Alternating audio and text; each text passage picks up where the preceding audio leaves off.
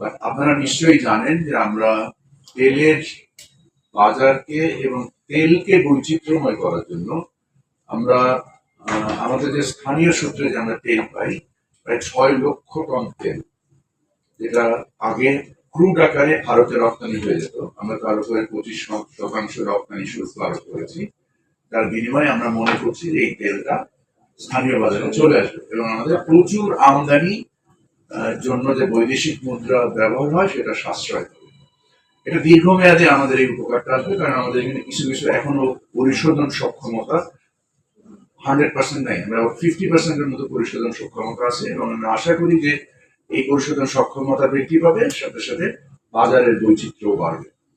আপনারা জানেন যে মোটা দাগে আমাদের দেশে যে স্থানীয়ভাবে সরিষার তেল ছাড়া আমদানিকৃত ভাবে পাম অয়েল এবং সয়াবিন অয়েল, সরকার যে নির্দিষ্ট মূল্য নির্ধারণ করেছে 175 টাকা, সেখানে কিন্তু পাম অয়েল বিক্রি হচ্ছে তার থেকে অনেক কম দামে।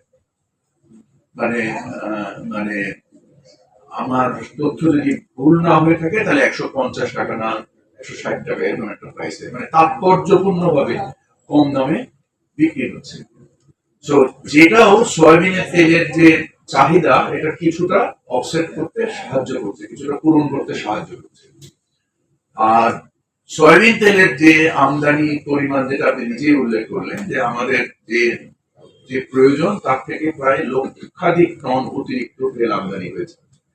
এই মুহূর্তে বাজারে যদি আপনারা দেখেন, রমজানের যত পণ্য, খেজুর, ছোলা, ডাল, চিনি, শুধুমাত্র তেল একটা সমস্যা বিরাজ করছে। আমি আশা করি 7 থেকে 10 দিনের মধ্যে তেলের বাজার স্থিতিশীল থেকে নিম্নমুখী হয়ে যাবে এবং এই সরবরাহের যে ঘাটতি ঘটেছে, এক্ষেত্রে যেটা আমরা মাননীয় নৌ উপদেষ্টার কাছ থেকে জানতে পেলাম যে চিটাগং বন্দরে অনেক জাহাজ এভাবে ভাসমান গুদাম হিসেবে ব্যবহার হচ্ছে।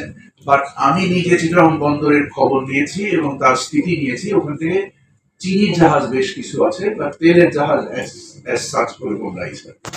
সো অন্য দ্রব্যপণ্যর একটা ইয়ে আছে এবং এটা যে মানে এটাও বাজারে আসবে, আমরা নিজেরাও এটা মনিটর করছি।